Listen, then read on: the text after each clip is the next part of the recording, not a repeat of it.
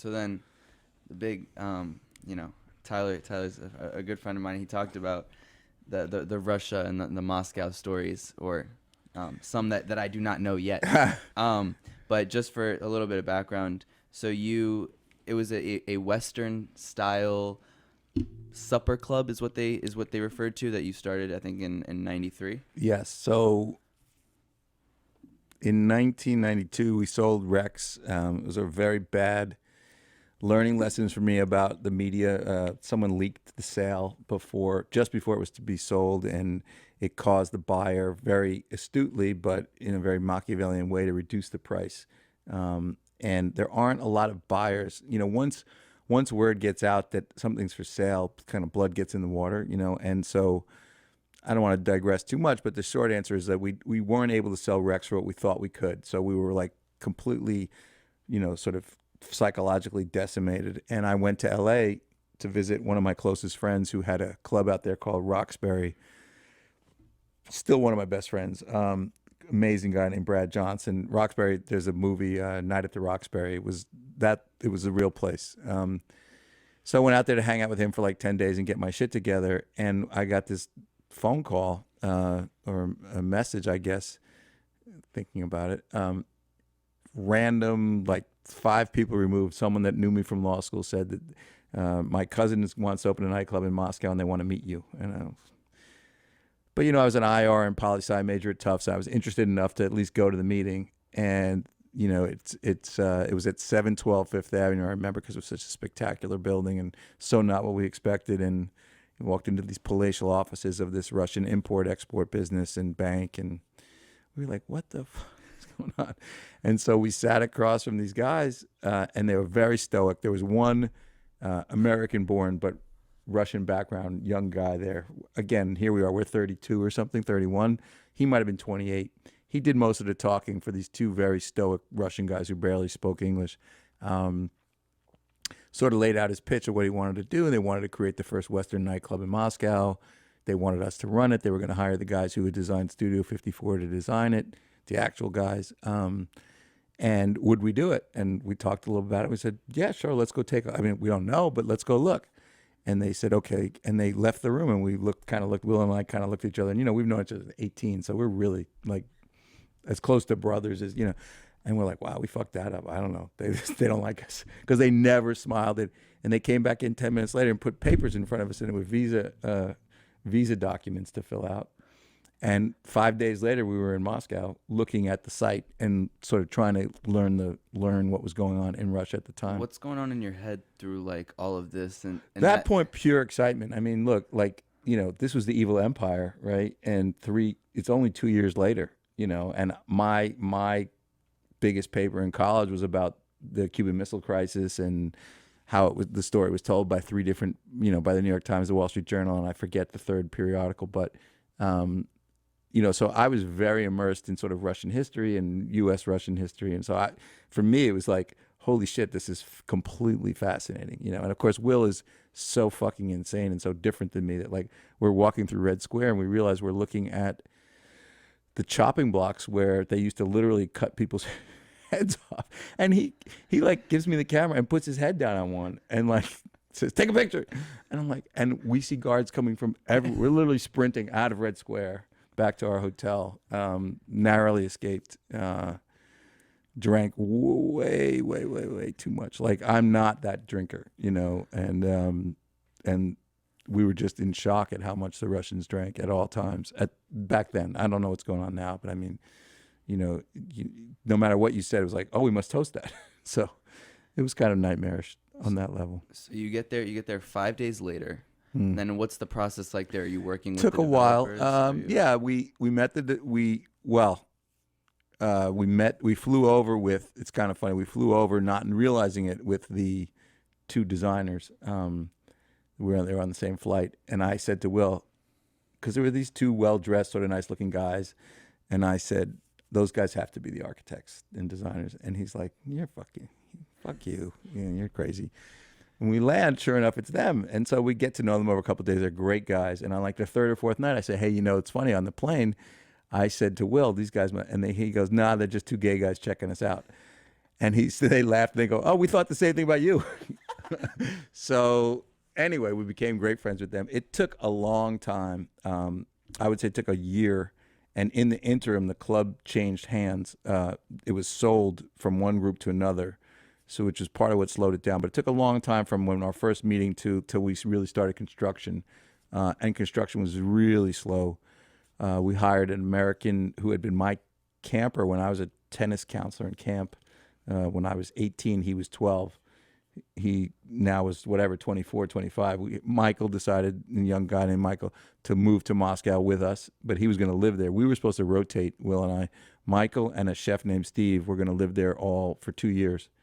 Michael, kind of for the sense of adventure. Steve was a little different. He was a chef, and he was recently married, and he was like, he could live for free and bank all his salary for 2 years and come back and buy a house and like have a life and get ahead in a way you couldn't get it. And that's what most expats, we sort of miscalculated, and I'm jumping ahead a little bit, but we thought that a big part of our clientele in Russia was going to be expats who just were craving American food and American music. And turned out that most expats were really trying to live as lean as possible. Their housing was paid for by their company. They were trying to bank as much money as they could so they could come back and like take that step up, get that better apartment or get that house in New Jersey they always wanted. So they really weren't looking to go drop $200 at dinner. It was all, our customer base was much more the young oligarchs. We didn't, that phrase wasn't really in use at the time, but the people you would think of as oligarchs today were 28, 29, hustling in Russia, and that was really our base client. What are your parents thinking at the time? You know, I have to give my parents a lot of credit because, you know, basically I fulfilled what they asked of me. You know, my dad was, when I really wanted to leave law school, my dad was like, look, you're in an Ivy League law school. It will open up every door for you. You'll always have options. Just get through it. And so when I announced that I was leaving and going to Phoenix, everyone thought like, oh my God, your parents are good. They were so cool about it. They were like, you know, look, 28, you did everything we asked, every grade we ever wanted from you, you got, you know, every award, you know, if you need this time, great. I did not tell them a lot of the stuff that was really going on in Russia. In fact, and again, I'm jumping ahead, but the club was bombed at one point by a rival mafia. And, you know, at that point, I'd been living in Russia for so long, or staying in Russia for so that I didn't even really flinch. I was in bed. It was a Sunday morning. I heard an explosion. We lived in a hotel suite about 18 floors above the nightclub. And I heard this giant explosion. But to be honest, I just rolled over and went back to sleep because so much shit went on every day in Moscow. I was like, oh, okay, whatever. Someone blew up a car. Like, you know, you just kind of got used to it. So the phone rings in my suite like 2 minutes later, and it's Tanya, who was sort of our Uber mom in Russia. This woman, she was probably only 10 years older than me, but she felt like she was my Russian mom. And she's like, David, what are you doing? And I'm like, I'm asleep. She goes, she's like, but didn't you hear that explosion? I'm like, yeah, of course I heard it. She goes, that was the club. So I throw on sweats. I go downstairs, and there's KGB or FSB, whatever, everywhere.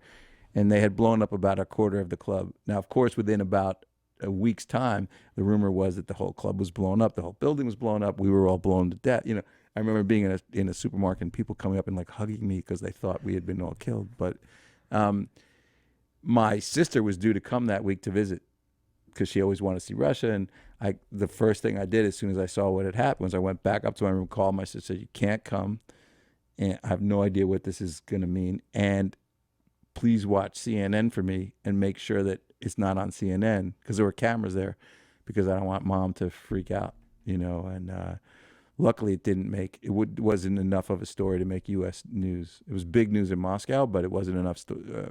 So they were pretty cool with it. I mean, I would come home and tell them the stories, but not all the stories, obviously. You know, I left out the night we were almost murdered and some other stories. Please elaborate on those if you will. Yeah.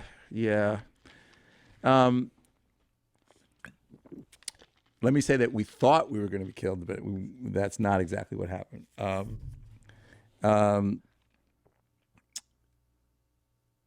We, in the restaurant and nightlife business, you usually have a couple of dry runs before you open. friends and family night, if you want to call it. And after months of delays, we finally got the nightclub ready to open, and we had, I don't know, 200 people in from like 8 to midnight. Like, it was very structured, just get the servers to try themselves out, bartenders, see if everything worked, with the intention of opening 3 or 4 days later. And so we had this night. It went from 8 to midnight.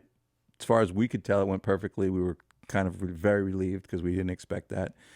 There were a lot of people there we knew, but there were a lot of people there we didn't know, and guests of the owners, etc. So we went to bed. Will and I lived at that time in this horrible old hotel called the Rosia, but they had redone in Russian fashion at the time. Everything was done sort of half-assed. So they had built these 18 amazing rooms, but they had no Western satellite phones. They had no Western TV. So really, expats who had real budget didn't stay there. So if you would stay at one of the other nicer hotels in Russia, but the rooms were spectacular. So we lived there very happily because for us, it was a great commute. Just take the elevator. And we had a chef. So we were like, okay, not so bad. So we go to bed, and the next morning I get a phone call from Michael, who, as I mentioned, he grew up out here in Brooklyn on DeKalb Avenue, I guess, before it was cool.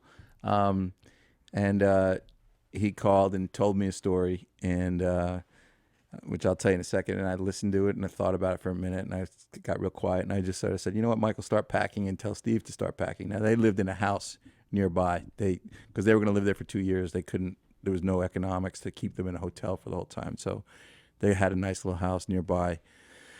And he said, what are you talking about? I said, just start packing. We're going to leave tomorrow.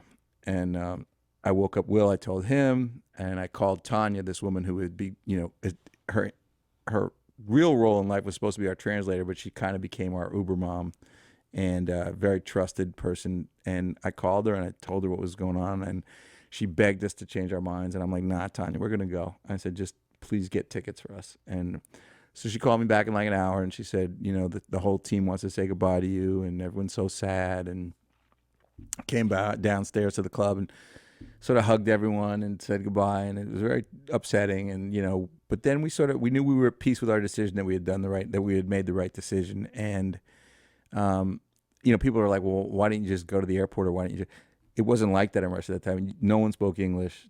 Credit cards weren't in use. It wasn't like we had $3,000 in our pocket to go buy a ticket. So we needed them to help us get out. Anyway, we're up in our room. It's like 2:00 in the morning. We're packing, and I'm listening. I know because I was playing the music so much, people wanted to kill me, but I was listening to The Chronic by Snoop and Dr. Dre, and on a little Sony Discman. And I just kept hitting repeat, and Will was like, what the fuck?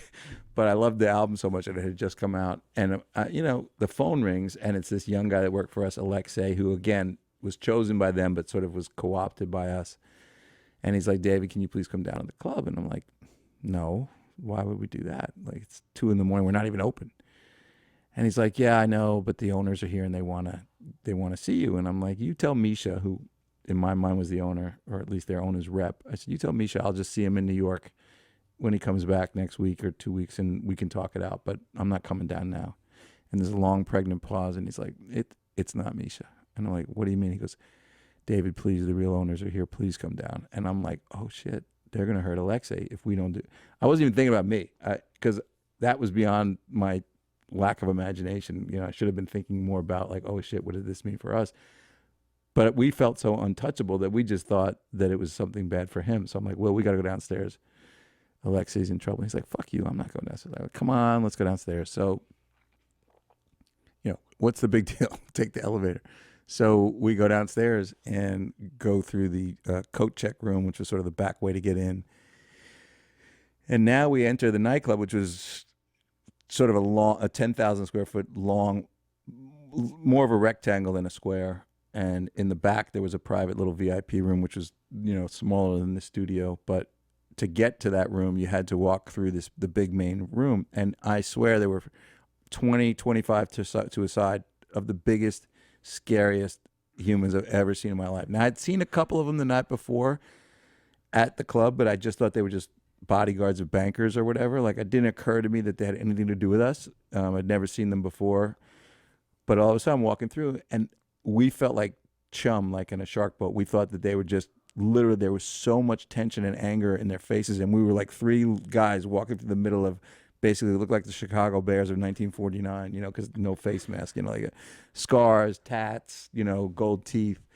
We're like, what the fuck? So then we passed by what I called the kung fu guards, because they were like all lean and mean dudes, but they probably kill you with one shot. And I had kind of gotten to know one of them. He didn't speak English. I didn't speak Russian, but he kind of looked at me and he just gave me the like you're fucked face. And, no idea what to expect. So now we walk into the VIP room, and the guys we think that own the club are cowering in the corner in between guys with Kalashnikovs. And they're like, heads are down, and they're like, look terrified.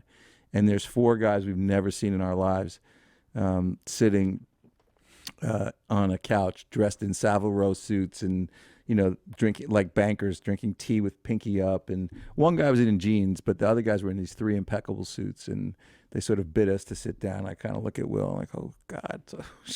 So we sit down, and this one guy starts stroking his beard. He might have been a little bit older than us, but Russians at the time tended to look older, and he just asked me to please tell him, and it was like his best Godfather imitation. I think he'd seen the movie too many times. He sort of croaked it out, like, and he asked me to tell him what had happened the night before. And I looked at Will, and Will was like, after you. So I told him the story, and which is that I guess a few minutes after everyone was done, and then we were clearing out the place, 4 of these goons from the other room had gone up to the bartender, who was this 25-year-old kid that was working from Russia, nice looking young guy, already married, already a baby, very typical of the time. And they said, make us a gin and tonic. And as he was instructed, he said, I'm so sorry, sir, the bar is now closed, please come back on Saturday, we'll be open to the public. And he looks at him and he said, look, you little motherfucker, I own this club, I'm a gangster, make me the drinks, or when you leave, I'll kill you. And that's not like some asshole in New York who says that to a bounce. This is dead serious. Straight up, dead serious. I will shoot you in the head when you walk out. So the bartender starts crying because he doesn't really. We were paying people $25 or $30 a night. I don't know what exactly. Their parents were making $7 a month. So we were changing people's lives, not out of benevolence. We were trying to hire the best we could find and make sure that we were the top of the game in all of Eastern Europe. That was our goal. Like, we were going to create something no one could believe exists. So we recruited, and those are all fun stories too, but we recruited all these amazing looking English speaking people to work for us. And so this guy's like, on the one hand, he obviously doesn't want to get killed. On the other hand, he's very loyal to us and his job was changing his whole life. So he didn't know what to do. So he's sort of paralyzed and crying. And Michael, our young manager, kind of jumps behind the bar and like, what's the problem? And they say the same thing to him, like, we know you're the American. We don't fucking care. We'll kill you too. So he just makes the 4 drinks. He's not stupid. It's like, cost us 30 cents. Makes the 4 drinks. And they kind of look at him, look at each other, start laughing, throw the drinks on our guys and walk out. And they were clearly ready to kill them if they had not. And so I told this story to this guy who still had not introduced himself. And I said, look, we're not here for this cowboy shit. Like, we're here to do a job. Our lives are through. This boy, I've known him since he was 8 years old or 10 years old. I said, I'm not going back to Brooklyn to tell his mother he got killed over a gin and tonic. I'm not risking my life to just, I said, so we want no part of this. And he kind of strokes his beard again, and he looks at his compatriots, and he looks back at me. I have 0 idea what he's going to say. And he says, this is exactly the story that our sources have told us occurred. And he goes, it's completely my fault. And he said, my name is Yuri, and me and my associates and I, we own 16 businesses together, and we each divide up, and I'm in charge of 4 of them, and Manhattan Express is one of my projects. So everything that's occurred to you is my fault. These men, in fact, do work for us. In fact, they work for you. And they're your roof, they're your protection from outside sources. And we hired them in part to protect us from the outside, but we also hired them at first to protect us from you, because we never worked with Americans. You have to understand the culture in Russia at that time was everyone was stealing from everybody. That was the only way they survived under communism. So they just assumed we would be dirty too, but we were completely like it never even occurred to us to steal anything or cut corners or anything like that. Like, not because we were afraid to get caught. It's just not in our DNA. Like, we're just trying to get an A, basically, right? Like, just want to do an amazing job and create something, because we really thought that we had stepped into an amazing opportunity where that if we did a great job here, it was going to get international press and people from all around the world were going to hire us to create. So we were like, we just want this to be the most famous place ever in Eastern Europe. And so he said, we know how hard you work. We've been watching. We should have come forward sooner and introduced ourselves. It's completely our fault. I want to tell you that we're going to guarantee your personal safety, and we want you to go into the other room. We want you to choose the man who threatened you. He will come before all of us. He'll apologize, and then he'll never be seen again. And they were clearly saying they were going to kill the guy as an example to everyone else. Never fuck with the Americans. So, and the reason we knew it was a real threat was because 2 weeks earlier, there's a movie that you wouldn't have seen because it's a long time ago called Miller's Crossing, where they discover, a gang discovers someone stealing from them, and they bury him waist up in a pit, and they rev up a car, and they threaten to run him over unless he tells who his conspirators were. And when he won't tell, they run him over. Well, they actually did that in Russia 2 weeks earlier to someone. And not our guys, but everyone in Russia was talking about that. So we knew it wasn't an idle threat. And, again, I looked at Will, and he kind of, looked back at me, passed the baton. And I said, look, you seem very earnest. I believe that you intend to keep us safe, but from what I've seen in Russia at this time, I don't really believe anyone is safe. But because you seem so committed to keeping us here, and he had mentioned that we know Manhattan Express is going to be a huge success, but we know it will never happen without you guys, and da da da. It was very complimentary. I said, look, why don't we compromise, and why don't we agree to stay for a month? And if we feel safe for a month, we'll complete our 2-year consulting agreement. But if at any time during that month, any of this kind of craziness starts again, I would like your word, again, naive, because, I'm asking a guy for his word I met 5 minutes ago. But at the time, I felt like I could believe in the guy. I said, I'd like your word that you'll pay all 4 of us for what we're due for the 2 years and safely get us to the airport. And again, he sort of he hasn't smiled yet at all. And he just kind of strokes his beard. He looks back at the other 3 guys, looks back at us, and finally breaks his poker face and breaks into a broad smile and says, this is exactly where I hoped we would end up in this conversation. And we had the equivalent of a 1993 bro hug, I guess. And so as we leave the room, we hear them, and we didn't speak much Russian yet, but we hear them talking to the actual head of security and the other putative owners in a tone that you can imagine of I'm sure what they were saying was, if you ever fucking do this again, I'm going to kill all you motherfuckers, kind of thing. Not to us, to these guys. And the sort of kung fu bodyguard that had given me the evil eye, as I walked past him, he kind of looked at me and laughed. And I realized he had been fucking with me. He knew we were safe, but he knew he could scare the shit out of me just by shaking his head. And then we had to walk back through the gauntlet of these dudes. And we realized we had misinterpreted not necessarily their hate for us, but we had it was fear. They really expected, because life was very cheap in Russia at that time. So this guy, and I knew exactly who it was, to be honest, he fully expected that we were going to single him out, because a Russian would have, but we never would have, right? So he came to that meeting thinking, I'm dying tonight. And I, as imperceptibly as I could, I nodded at him, and he, as imperceptibly, I think, as he could, he nodded at me.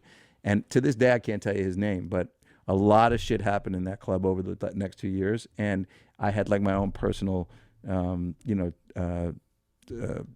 bodyguard. This guy was behind me in a microsecond if shit went down, because I had saved his life by not identifying him that night. So, cut to 3 days later, we go to brunch at this spectacular hotel called the Metropole with these young guys that my sister knew from business school, and is as different a venue as you can imagine. It's almost like one of the Grand Palais palaces, hotels in Paris, or the Plaza here in New York or something, and stained glass windows and violin quartet playing Mozart and Bach. And we go to have brunch with these guys, and they had sent us a driver. Guy had to be 90 years old in basically a tin can with wheels to pick us up. It was the worst car I've ever been in my life. It was terrifying.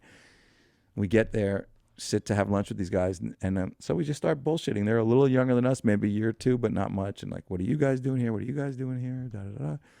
And they said they were in the beer business. And I said, well, beer business? This is a vodka company. And they're like, country. And they said, you'd be surprised at how much beer is consumed by guys getting off their shift in the factory.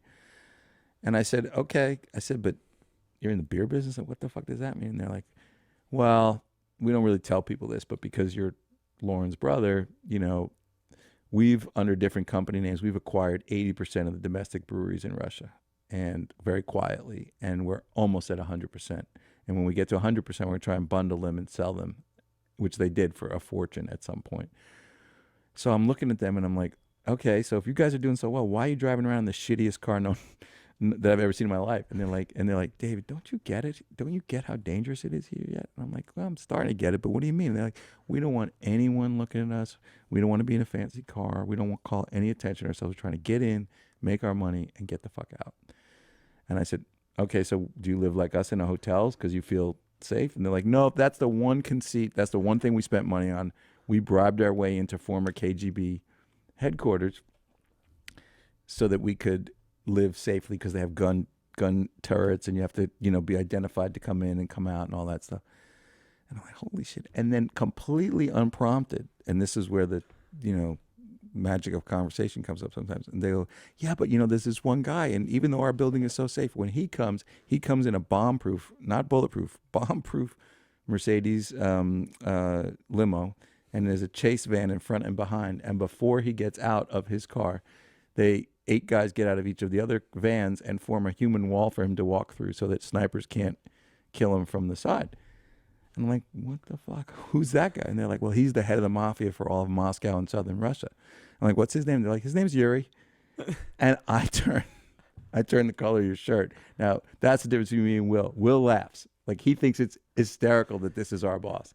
And I think it's the worst moment I've ever, you know, like, we realize now the guy that we had been sitting with 3 nights earlier was the head of the mafia for all of Russia at the time, or all of Moscow at the time. Most powerful. He was like Kaiser Sose. And so, to be honest, he treated us with tremendous respect all the way through, because we were, as we said, we were just hardworking, and he noticed it and he saw it, and we developed a really great rapport. I would say honor amongst thieves, except we weren't thieves, but I mean, he just treated us with great respect, because he saw, like, these guys are busting their ass and they're trying to create a great product for us, and we need to protect them. So what started out as like the worst phone call of my life turned into like everything was. I'm not saying there weren't other things that happened, i.e. being bombed, or there were other incidents, but yeah, the big one was thinking we were being summoned to be killed, and thankfully we're not.